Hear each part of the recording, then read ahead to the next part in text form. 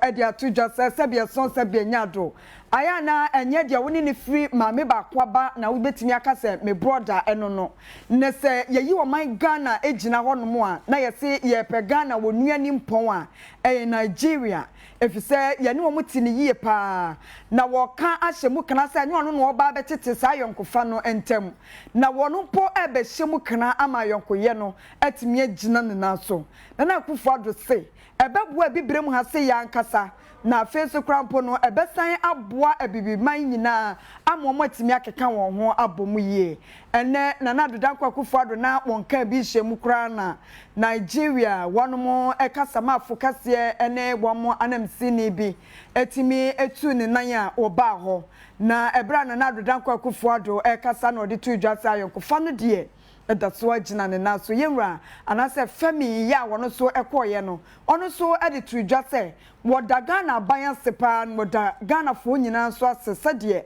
yesi wo ahohoye ehunhum ewoye mu se Nigeria fo mpo a wo mo wo man mu yenye mo kekai na saa ayonkofa no atena ho Mampanyini edada John Dramani Mahama edi atudwa se anokwasem ni na Dodankwa Akufo Addo edi Ghana fo hwammo saa boshe ba ko no ka se one district one dam ne de se ne pankoyie efise se no naka empanifo so mo hwa kwan se anya bia eka henum ni aduosia enu se PP free power de na ko matinya tututu saa dam no ampa Neso se di omotu no omo kaka omani anu hwehwa se ye daga to se so eye dam a wo mo ehunu omampanyi dada John Dramani Mahama edi nsem yitu dwa ebra wone nananom atena nkonwa ne adehye wo atoye anase etifido mantemo ekobo enkomo na wode ne nto abo no so eko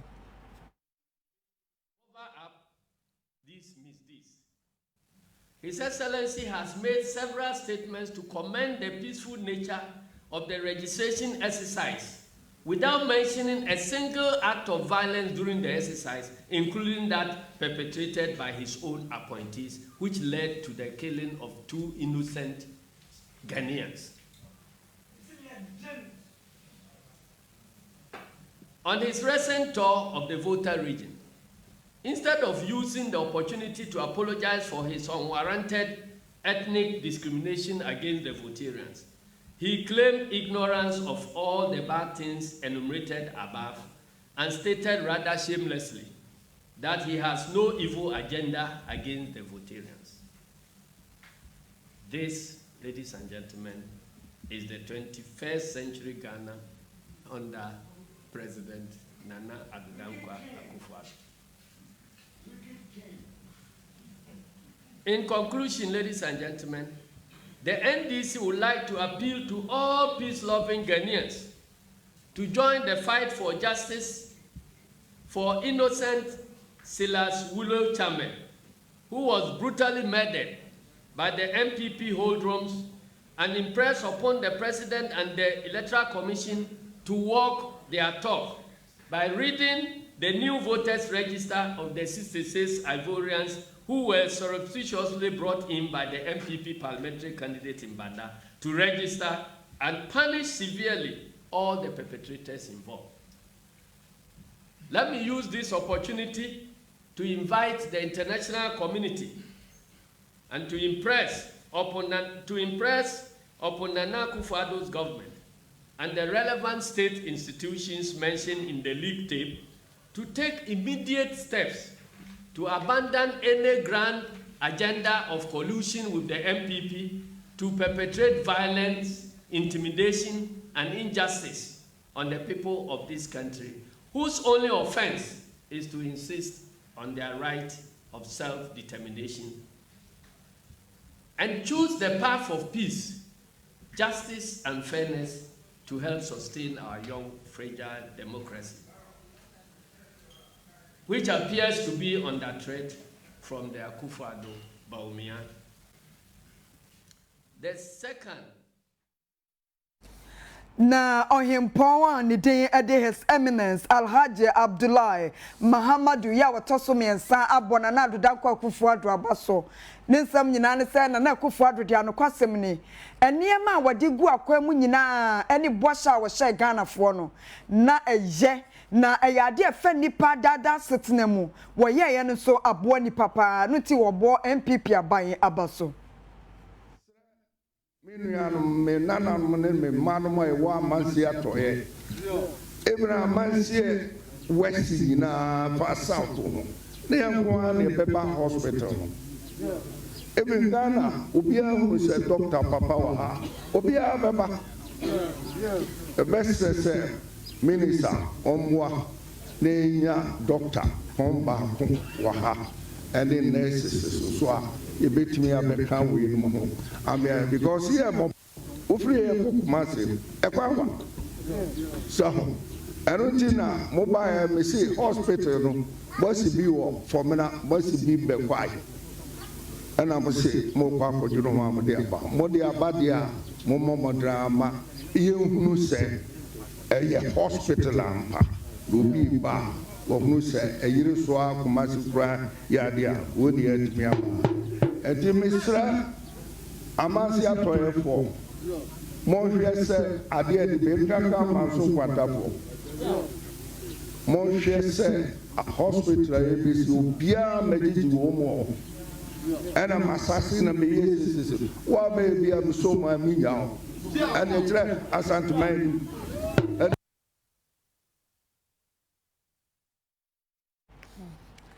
Adishimama yebesra sakwa yechi ekakra fi se ene omampanyini na adodankwa Akufo-Addo nsama wo kan Ghana ene Nigeria ayonkofa no na chese emudopa yentie na adodankwa Akufo-Addo to Jubilee House the seat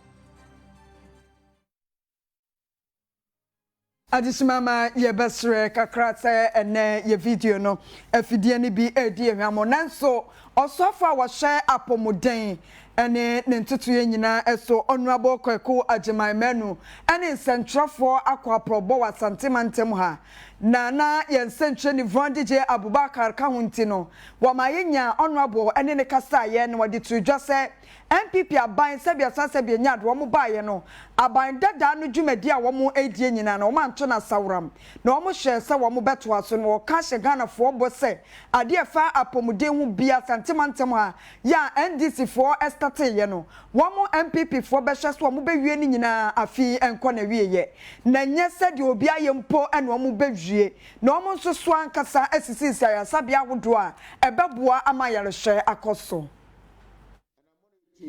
na no am said me health minister me tu anamo no e be chinchina santimani ma me ko en ko bo mampanyina mane na me hu ya me kae me ne twina ho kese a me hu na santimani ni se ya pom dire ho adwuma le wa santimani ma no kreni le ko fom kakra e ko bo mampanyina mane se santimani ni paro doso hospitals the health centers nya de wo ha no so usa nti enso ye kra nti me ne papa o ma kasai yo ka ni se Kwaku mo hwe na mo fix nti yitu anamo okre anamo na yitu na hospitals bi o ha ya ye fra se de da ti ne ye ni se ye beti ono ho anamo no ntente ma hwe se betimi de asi ba bia okre be kwai ye kwa ba pese mu no na be fra se kwa me kromatai sese ya paja aye adwuma abaye adwuma wo amaye enye onko a kokwa nochi maternity block eno so eso mfia 99 ya nwi na sia mapanyin ono aba bi ono yotumfo ye de aso akobo foba ono so contractor wo pa otu anamono kese pa sese ye enye onko a mapanyin kofo type obekono sani aye we sese ye odi akire mai kopa egusia an ye hospitals ni bi wa santimani ha den timi an frase kra nso ya ko discover to awie Baby to set a Konongo, say, we are after Soja for the end. And our hospitals no better than I was in. Every anum be no by hospitals over to Tarahosa. None the I buy ya yet to an amono. And see Yamea Duma, answer a betraba, Tepadia, a baby, say, we are Akaka, and also a mere crana, you be pet, enter, you baby. After a day, Yamea Duma, you baby, you will swear yet to an amono. Konongo dear Yamea Duma, you baby. To where you now, Ebwa Maya Pega, health infrastructure, Ewo Asantimani. Ya no kwa ya hwe mu na ai se akese kakra ne yeyo na fe ba bi so akrachi enti ya sande koto man panyina nim se bie ba enti be de ore mo san fa bi kwa santimani hospital sa ye ne sese ya ba me company ya papa be gira akasa ya odami ba ma so ni pa na dwumadie ya se no na ohenkase a wono so manso nkwanta ewo hobi na bi kusi apia ebo NPP aban ne na dodankwa Akufo Addo abaso sa no kwasem ni woye wose ade yo na se adehia ewo manso nkwanta ne mpotem nsusu a woye ne ntem ema wo mu Minu me nana ne me manu mo ewo amansi atoye Abraham mansi West na far south ne yankwa ne beba hospital even Ghana obia hu se doctor papa wa ha obia beba best say minister omwa ne nya doctor homba wa ha and the nurses so e betimi abeka we no ho am because here mo ofri e kumase e kwa so Eruntina mobile me see hospital no must be formula must be bekwai and I must say mo kwa ko juno ma mo de aba dia mo drama iye hunu se e hospital ampa do bi ba wo hunu se e yire so akoma si kura ya dia wo de atimi aba enti misra amasi atoyefo mo hwe se ade de be kaka manso kwatafo Mon cher say a hospital is Ubia Mediji Womo and a assassin of me. What may be a so my meow and a trap as antimony and Ubia Pem Cosso Ubia, you are two proma on Pem Cosso Ubega Nanga, I have a Kumasi Kranabu. And so a mebum one a casa pechini Ade Kumasi. This time, kwa na kwa aba abedru anya kwata eti momi nyina kamum na yehwe kwan ye befa so ama ye district no akoso na osofo abedi akira wo hwe amanebo ensam so honorable Pius Enam Hadzide edi atudwo say ejapa deal a ho sansam ayi pinso wo mayimu ama aban nyumako agodo bi na fe opposition kase NDC wo mo kase sa de no kra wo se etwam no wo se aban esi hu konwasie na wone empanifo bi atoto ensa na wo maseso adwene ahwese ye ditum obebo na sede yenwa Enam editu dwase se wo hwemu aban nyumako agodo ene amanyoko a wo opposition no wo sorry e de atia fise ye se enkratasem bi mu enna ho na so aban na tini nyina wo si hu konwa no mahwe ne pomesebre. Civil society players and other stakeholders yesterday over government's intent to activate relevant portions of the Minerals Income Investment Fund Act 2018 as amended. This engagement was born out of government's desire to provide clarity and information so as to disabuse the minds of anybody who may have been misled to suspect wrongdoing, and also to carry the country along with it as it embarks on this exciting and novel journey of adding value to our natural resources and keeping with the Ghana Beyond Aid agenda. We are happy to continue to engage and provide clarity to anybody or any institutions and organizations that may so desire. In the meantime, even as we engage, government shall continue to work in the best interest of the Ghanaian people, use our nation's resource to leverage our assets for tomorrow. Let's be reassured that the income from the Ejapa Mineral Royalty Limited arrangement would be used in 4 main areas, namely health, education, road infrastructure, and housing. Ladies and gentlemen, government continues to keep its eyes on civil society.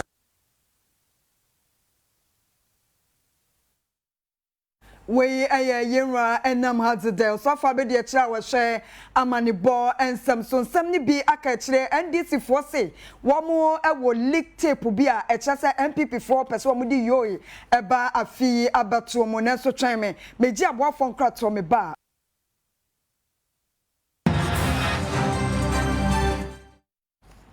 Memamo akwa basanda mwase kasi ya bwano diaka echere eni NDC eyezu eyezama nyukondi atujwa se wamo ewe tepu bia eye abai mu penyipe bi ensemu anache se wakano na ansifem ye MPP fo abai mu penyi bia wano wamu bopo kwanya afia batuo no wabeside basabasa ye abemu wa friends and trafo di tujwa bodin dwa ese eye sofa be de cha wo oti virgin anasa bono virgin mom o sofa be de cha wo bono virgin ya ne din edi oti jaka na wono ena womu ehu no se woni obi e fasa apono a womu peto mo de basabasa ye eba afi abatomu. The second is the president's attempt to embark on a campaign of misinformation to cover up these misdeeds. His Excellency has made several statements to commend the peaceful nature of the registration exercise without mentioning a single act of violence during the exercise, including that perpetrated by his own appointees, which led to the killing of 2 innocent Ghanaians. On his recent tour of the Volta region, instead of using the opportunity to apologize for his unwarranted ethnic discrimination against the Voltarians, he claimed ignorance of all the bad things enumerated above and stated rather shamelessly that he has no evil agenda against the Voltarians. This, ladies and gentlemen, is the 21st century Ghana under President Nana Addo Dankwa Akufo-Addo. In conclusion, ladies and gentlemen, the NDC would like to appeal to all peace-loving Ghanaians to join the fight for justice for innocent Silas Willow Chame, who was brutally murdered by the MPP holdrums, and impress upon the President and the Electoral Commission to walk their talk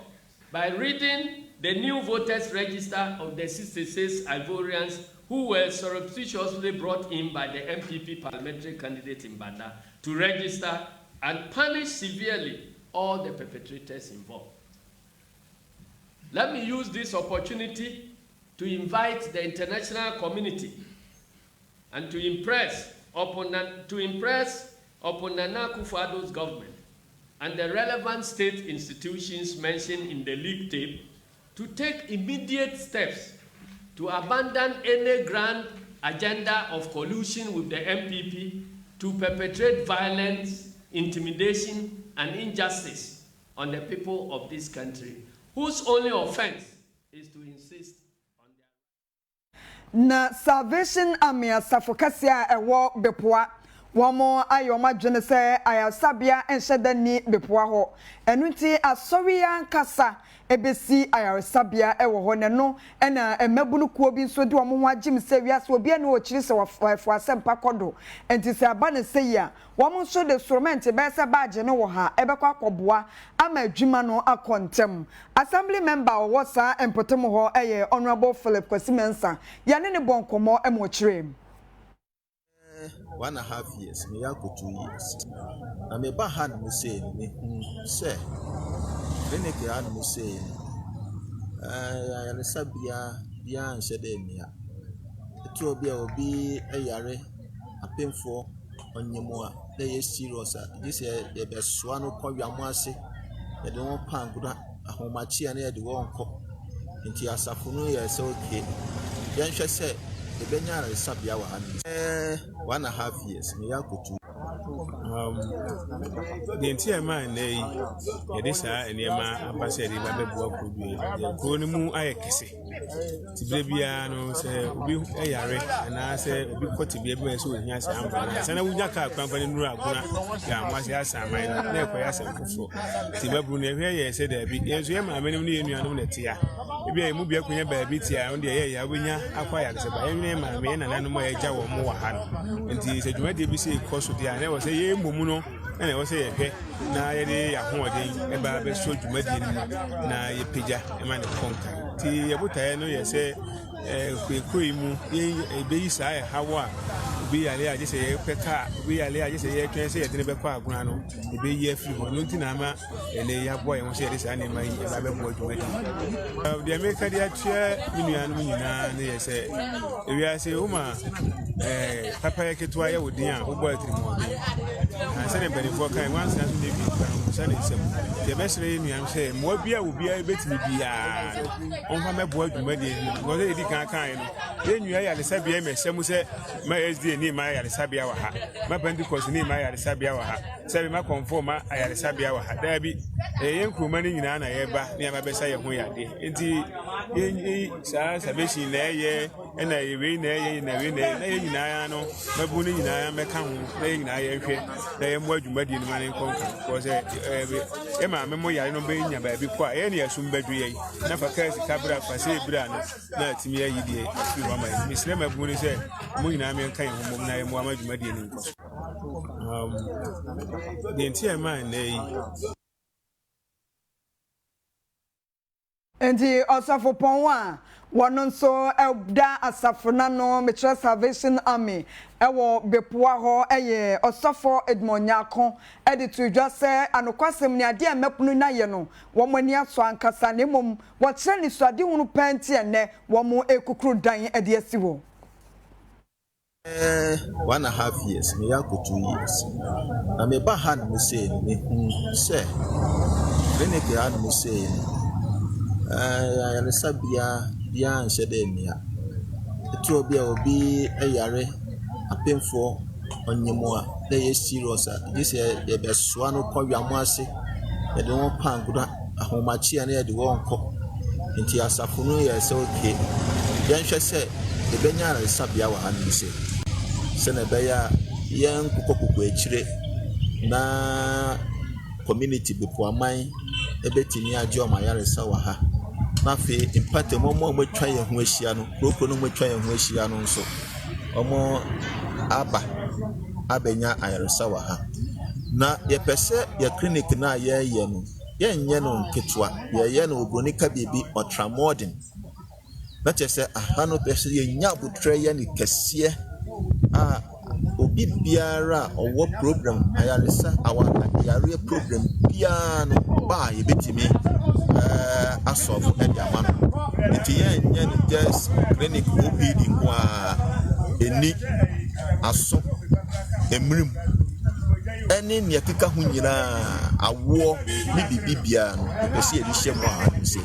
iti potai kese ne se ye pese aha no se no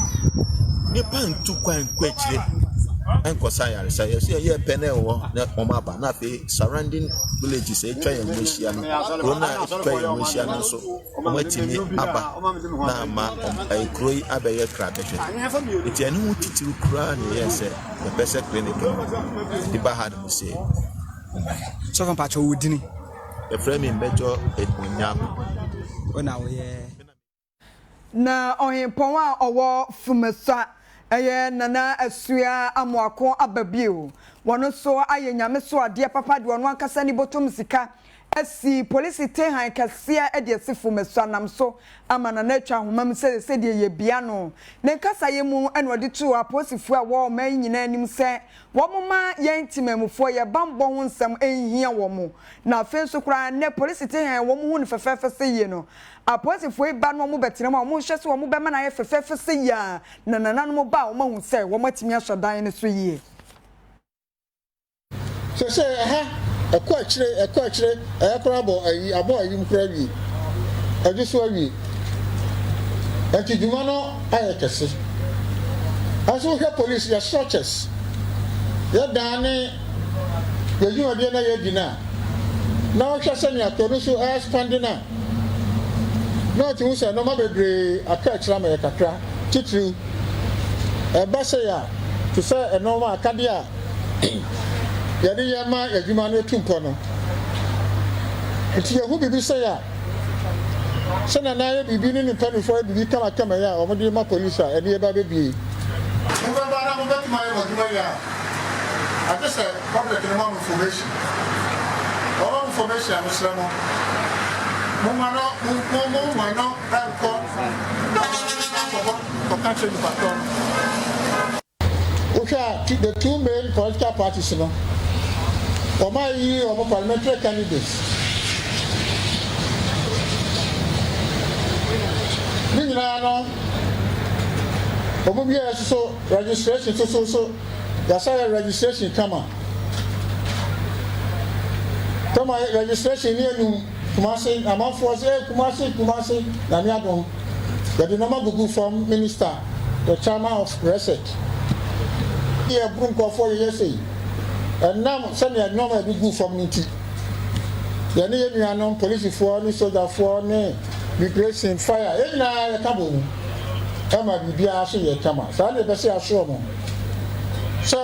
election say 7 December we say still I go say aso mo say ahodina ya dia start no na de baby enti ya ma aso obi aso mo obi am esuro but I was kokon ya de bo obi ama for obi a wa dwene adwenboni bi about you so bi abeso ba bedi esamoni bi de sabe Zion Aya America krani Medem penyin for tenase Zion Ya nhihye se e be se si police station de mafo so aman Zion Ama Santiman Zion Ama Ghana man Zion Ama Ajoso district Zion Ampa Ya to adwene no ni be hia mo aso afri baby Zion na ye enwuma ewo for so asase so Zion any ankran sorry adwumayefo a welder fo a omo ha electric welder for mo ha bes of okwa famina asema no Zion so watumi atu so mo mra na mo mebie sa police station ano e ma fo so aman Zion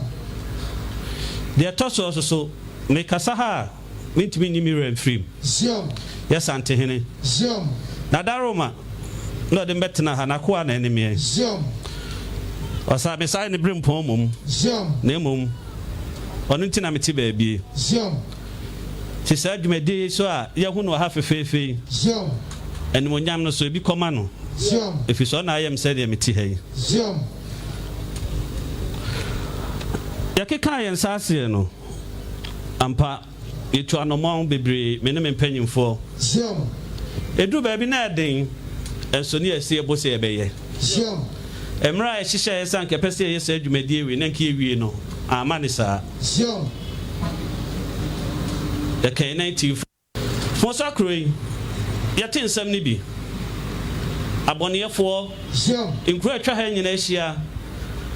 ade bechi o se ya fa obi nioma yes obi crab timi besi or the VIP besi station o si ya ni age no phone Zion for sakro beti si wi fo omba monumu wi anubode Zion police abachi bi ya dom ko adwoso Zion asasi so e wo haya for asasi so ye wonwuma no betena mu kura suro Zion de na dwon ha wo suro Zion impo hokwo na ono oba besra obi kura suro Zion wafa camp ade ne bakra wosuro Ziom. onim se wan hwe e beje ne car Ziom. timi abase be police station we Ziom. Samre police fo a o pass tena kra dan kra elfo sukuu sam obi mpo nko Ziom. adwuma kra na opod ne koto ho a se ho de me nko Ziom. efi se ho bambo no enyina na ntumpon the commander and na the fefa wo hu a hai Ziom. efo saman yatiti amorem Ziom. and adafo bi ada Roma and etimi ayesa adefefe esi hai Ziom. commander omranti abaha no mesere o Ziom. we de mo sere be mesere mo bi Ziom. omo ye omo adwuma yi Ziom. Enti dia mudi kan ehweye no Asante Mantamia Police Commander DCOP Kosimensa ana fe fumesa ohenkase nana asua amoako ababio ono so mu hu seja wode afutuo ema aposifo so munye omodwuma eyie na Dr. Kwakuten ya kyerese woda Angel Group of Companies ano ede wono ankasa Adonko original Adonko hand sanitizer no na fe ne next level energy drink na wode aba no wode akwacha Asante Mantam say Christian Council of Ghana ya kyerese ni nyina wono suna fam de obetimi aye ede aboa sa COVID-19 yi ama ahokyera ne ade a ekoso no amanfo so ehu atimi ato wo mo kakra na yenwa Samuel Champon ene gina Angel Group of Companies ni nyina na mu ekasai ya ya baba ye no munim se mudi achi no munim adoya ya papa Dr. Tim enya ha no de ahyase free se pandemic ya COVID-19 ebebe sen ewiase ne Ghana ko mu no Dr. ya adoye bebre ya de adoye no achini Ghana ene baby bitimi de akọ amayensa akwakodru bia na adoya na ya baba ye Christian Council ya di kan yi bi ewon enkran na doctor nso ne dwumadi a wodi ne fakese na Kumase ana wodi no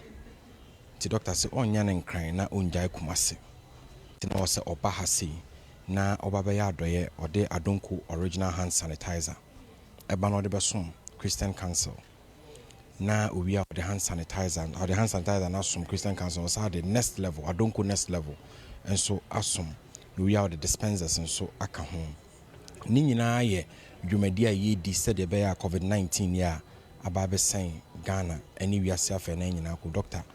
asi ho kwan me mfa mo nkwa kira se mo hwe COVID-19 ni eba yi yetoto borders mu bibia echo down but doctor said there be me hwe ma me manfo mu e wa bra nyankopon de adoma chede acheme se me mfa nso me man enti yenyina nim se doctor dwumadi a wodi pa ne primary raw material alcohol or converted some of his lines into making hand sanitizers said the bear or the best one month for na yede apepa yensa ho ede si COVID-19 ho kwan nenne ade sonko a yepese obia wo hweyen bebia Angel TV Angel FM ABN Angel Broadcasting Network yenkwa ban nyina kokoduru no ade ba kwa yepese obia hye no so se Adonko next level premium energy drink a Dr. Kofaba yeno Germany alcohol ba kokra anim enti na yama muslimifo yama pastors endorse brand no ama amanfo a omo the myth and the prejudice about Adonko sa Adonko de ye de ensanko an ye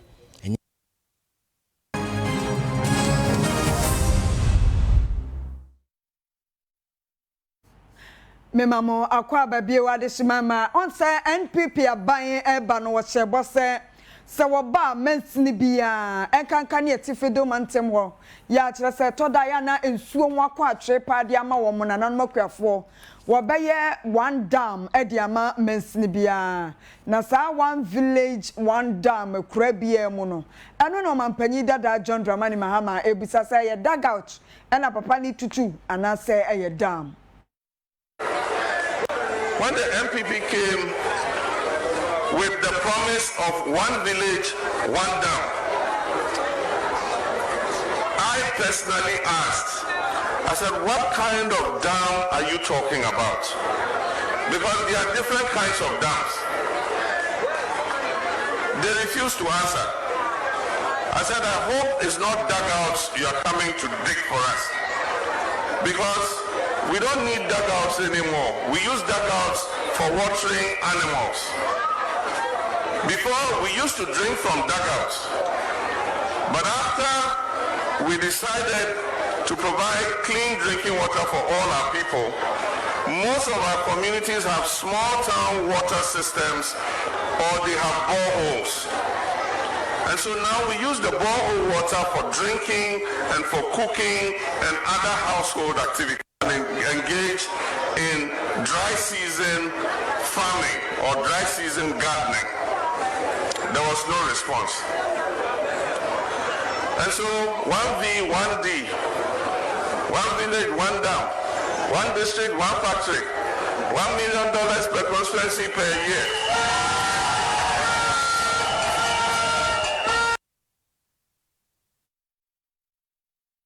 We ayo mampanyi dada John Jomani Mahamanti sa one village one dam yi na Kasben Kasiewo ye sheda eko edwom Kumasi Dwakasiem na adehia womo eton tomatoes ewo edwom ne de womo adesedie nyina ne sesenka aban no etimi tutu dam ne bianka beboa pa afise sayana eduru se wo pebre ewo mayimu a na ewaso mo ko Burkina mom ene kofa entosi we ene eniema pia wo namu no mo de to yanim ya mampan said ya Burkina omo wadam na entosi na du season bia na eho no na afriba ya pese Ghana enso nya dama ye betumi abo aso friends yo na ye enso nya ye dia nkasa wa Ghana ne yankotontosi abode amfa ama nkofo amoboye ya semba ko ya hawo ba kontina na mo wa Ghana na ye enso nya dama ye betumi dia ye sa ya hawo pa ne se budie na abuo no e wo season eba seke abade be baabi asa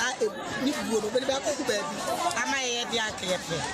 ana ya hawo ba ko se kuafo no first no mo shantepe ya hempete ya he papa ene su do mi nyina gum so twe mi be dia wato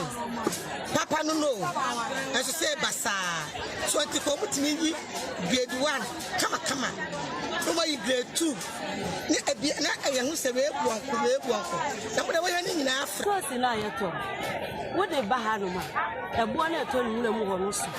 wo de bahanuma wo yi ani wuro baba akota dia ka ni nyina ayempeche na ntepe ye yesia iti gaba yanka ba no mo ye kaka na ye hu sedi ye nso edwadi fo obehwe ye kaka so kokoto de ba hobo no so wo ba ha wunya sa price wo beto no be yi asoro fefe ekwa mfimfi ni nyina aye peche ye ene ntepe ene ye tete sa ba omo aye se de bo no na ne peche ye ene haye wodi bedu wa hu de empeche ne ba se ni bu ebise nka wro ba de beji 40 cedi empeche wo sha ne matansi ansa na wafo te de bia na eyese ya na ye ni yi ayeye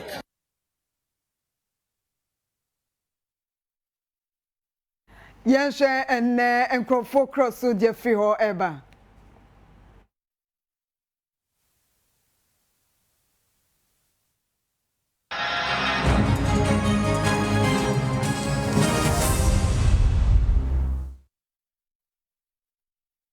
Zimbabwe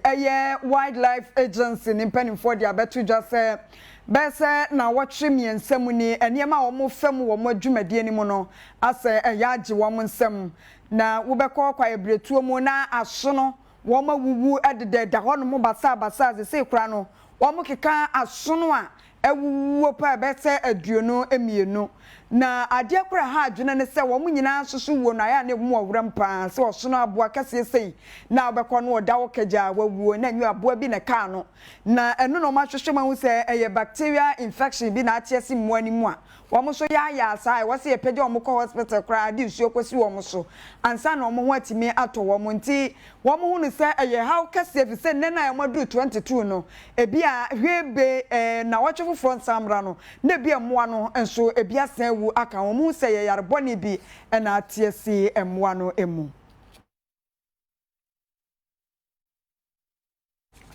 afe yako Italy maimu technology womo akeka omo ho abom ene Ghana bad one sachet ase nwoma bi ase ya enei womo di aso abofom se asante mantem ha ya kumase womo ebesi theater kese asemu akwame di nkrako bi sa ahokọ han eno no se bibia na ekoso abosi ase nkran eho na theater wo na conference center kese kura no ebi ni ha na edi adwuma ewo ho na no ena nkran ne chese womo ba besi ade kese se ne ye asempapa ena asante mantem ase yate na honorable Barbara Otinjesi eni swafo sha kwansra adwuma no so wono ne kasae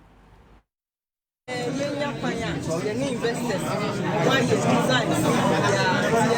commercial memorandum of understanding asia dem mo mindset omo efe customer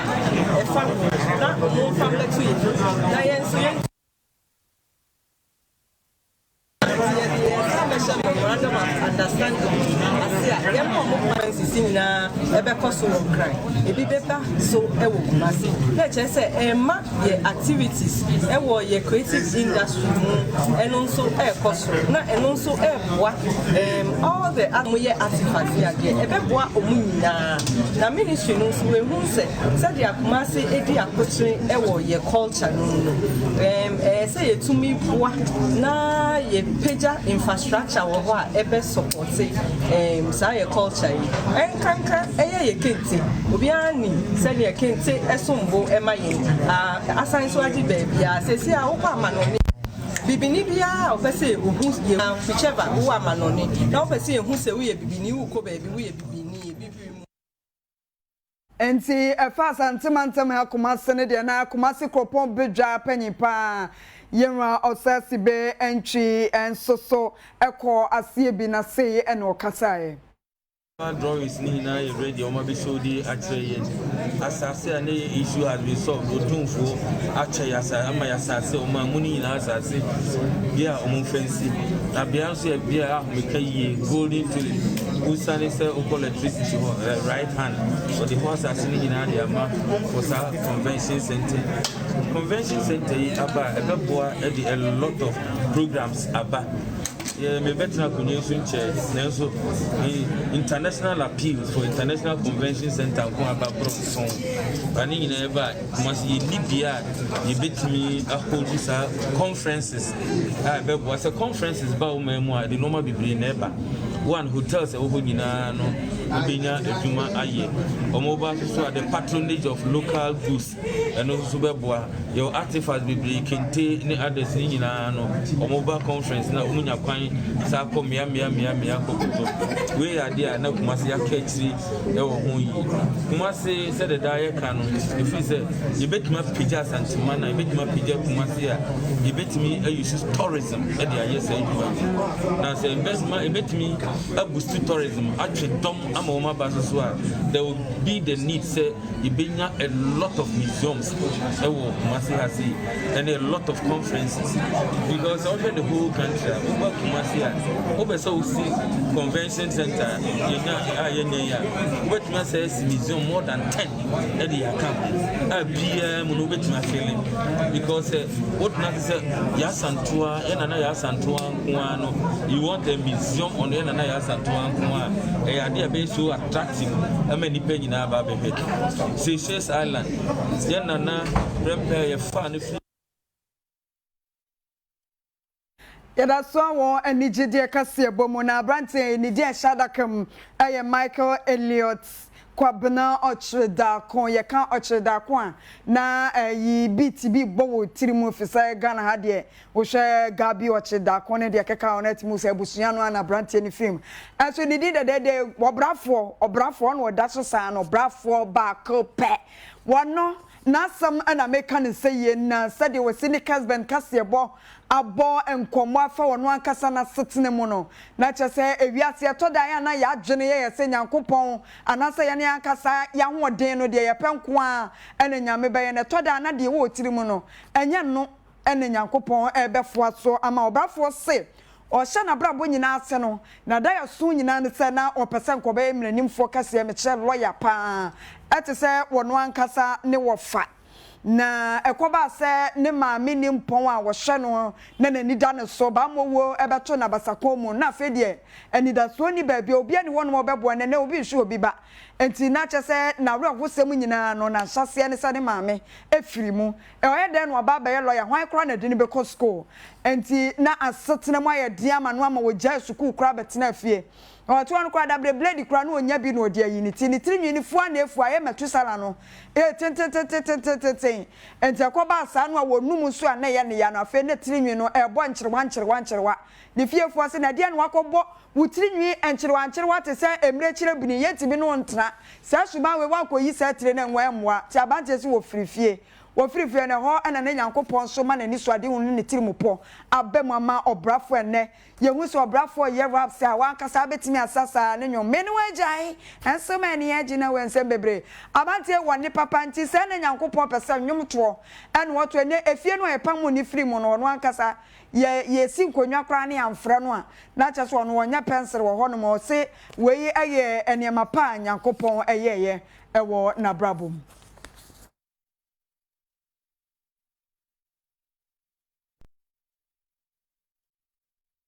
obrafo adance die ene na bakosemi so na mejina ede anwumre kase boni nyina esie adwoa kyerewa eketena my bebe wono ene sansem ne mu ema akosua somwa Elizabeth nso eboni chidom na Belinda oba papa bi wono so ta kire pampe bisa kwache edarete na Yira Samuel Sapon abebeken wono so ejina kire ma Yira Samuel Sapon so edi dwuma so wo mu nyina tamachi enamtimi bekenkan nsem no ede ema mo sesa chianom wo mu nyina meda wo bibia ase anwumre die wo pamatade hye mede bia ma me ho ye fe no die at 40 label me se minya ni di boda ababa wa wo wani so ade hunu ankasa na ne nsa no so efe enti me kan fama wo se wo ba no a wawo no nkwada kra babies no ti me dwudwi style bi de hye wo mo anya asem keto aka ho na ko patase woni paparazzi ena esa so